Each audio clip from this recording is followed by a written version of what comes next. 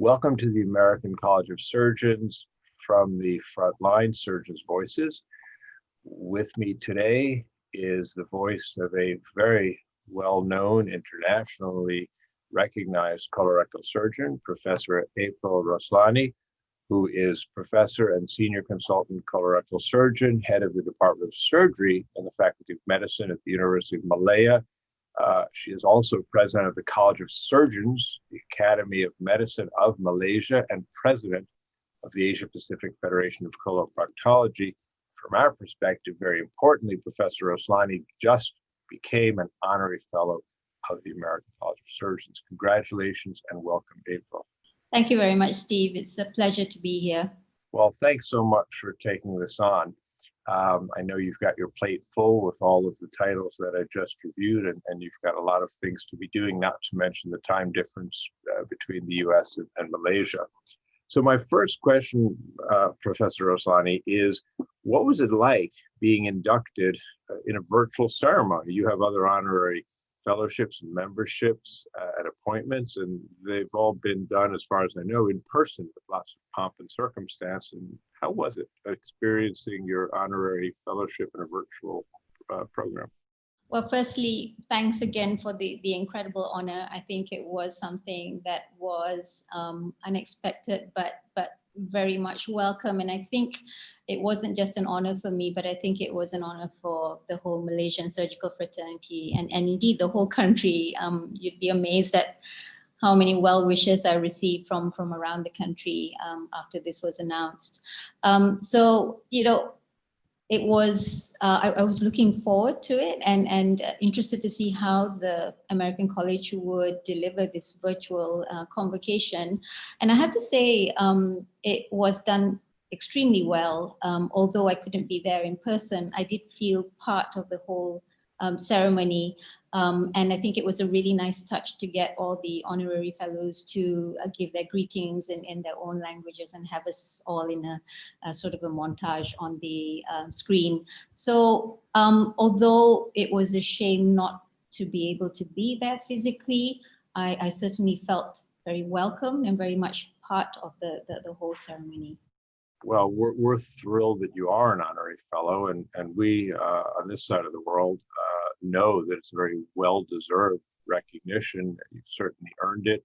You've broken a lot of barriers, being a woman in Asia, achieving all of these appointments as president of so many different societies and organizations. And I know our immediate past president, Dr. Val Roosh, and the rest of us, the regents and officers, felt that this appointment was very well recognized. We're very proud that we're able to do it and welcome you.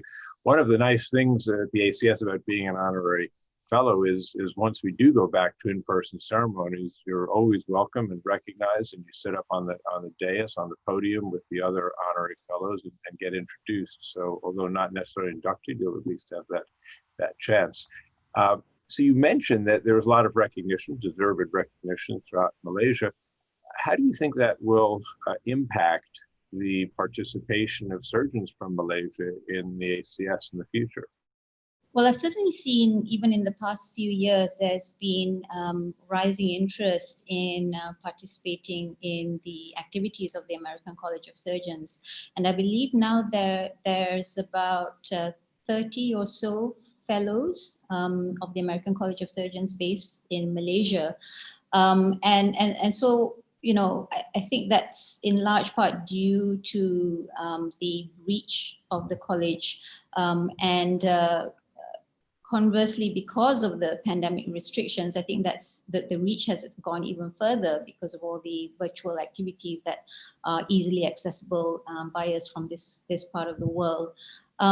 So I think the recent virtual congress in particular, because it was offered freely to anyone who wish to register, I think that there was a significant number of Malaysian surgeons as well as residents that tuned into that. And I think this bodes well for our future relationship, you know, between the colleges. I'm pretty sure the numbers of those wanting to join as fellows will increase in the future.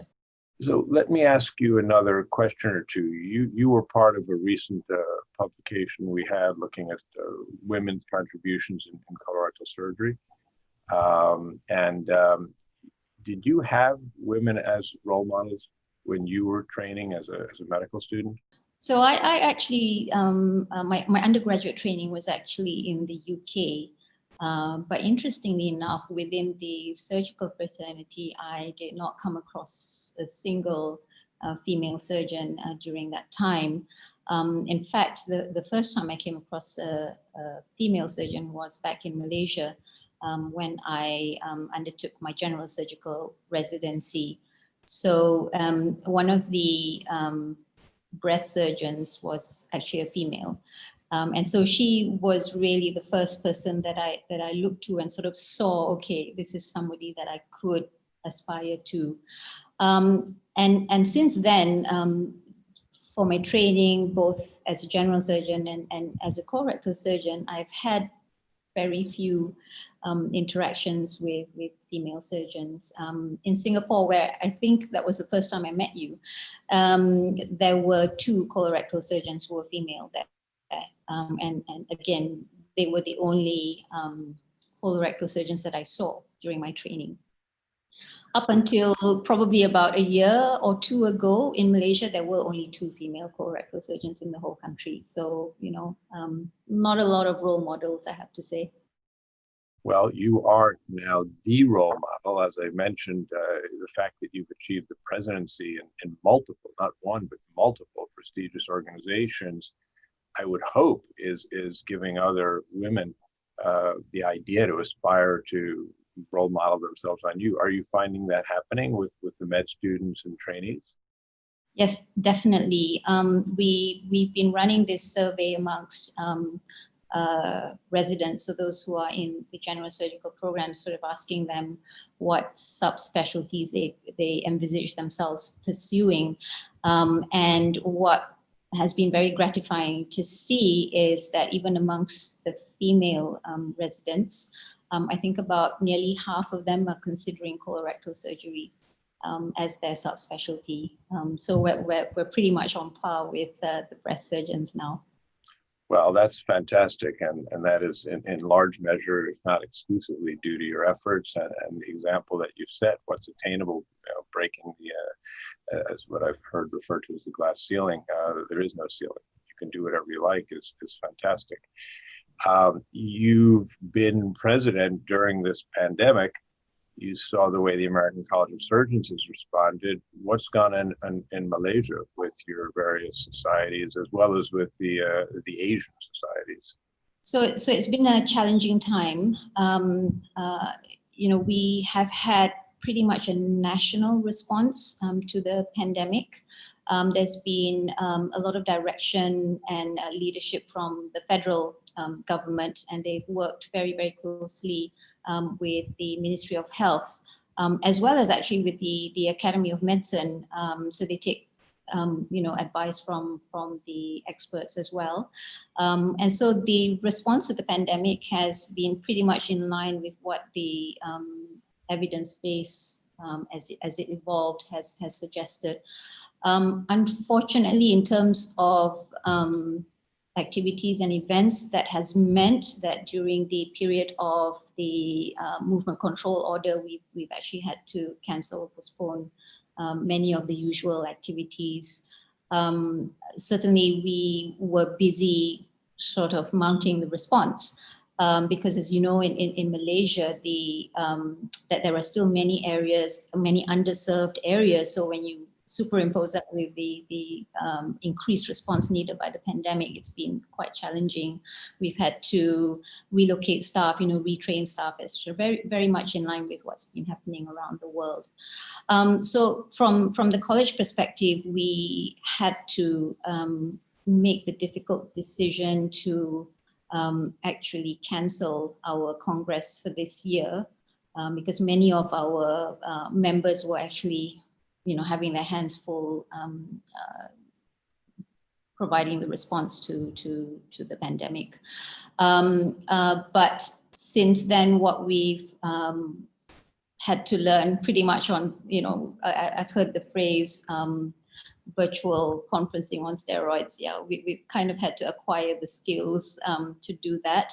And so many of our activities now are delivered virtually, including some of the courses that we run. And we're planning next year's Congress with the contingency of being virtual as well. Well, very good. Not very good that you experienced the same problems. Very, very good that you found some workable solutions to the problems, which are unfortunately global. Any other comments you'd like to make before we close? Well, I think in line with the rest of the world, we hope that we'll be able to overcome the current challenges. I think it's a time for all of us to unite really in response and forget about all the other side issues and just do what needs to be done. And I'm hopeful that if we do that, we'll get to the other end of the tunnel with life still somewhat intact. Well, thanks very much. I share those same wishes and hopes that you do. One of which is that we can see each other at a Congress somewhere in Asia, US, or somewhere in between in Europe in the not too distant future, but I suspect it's not going to be anytime very soon. So in the interim, stay safe, stay healthy, take good care of yourself, and keep being a fantastic role model for women and men throughout the world, achieving what you've achieved. I would urge people who didn't see the convocation, go online, look at the program book, look at all of the things you've done and published, and read some of them, because it's a wealth of information on the topics we've discussed, in fact, amongst others. So thanks for taking the time again for being with us today. Thank you very much, Steve. It's been a pleasure. And, as always, you're inspiring as well. So, look forward to possibly meeting you again next year.